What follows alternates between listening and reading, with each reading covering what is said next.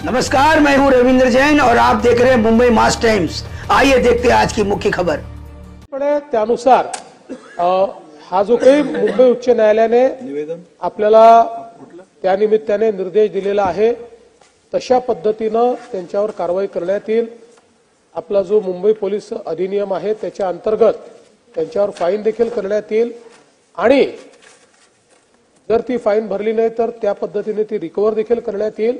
पण त्याच्या पलीकडे जाऊन मी सांगतोय की आता अशा प्रकारे परवानगी घेतली आहे की नाही, परवानगी घेतली असेल आणि उल्लंघन केलं असेल तर ती परवानगी रद्द करणे आणि मग रद्द केली की त्यांना ते लावता येणार नाही।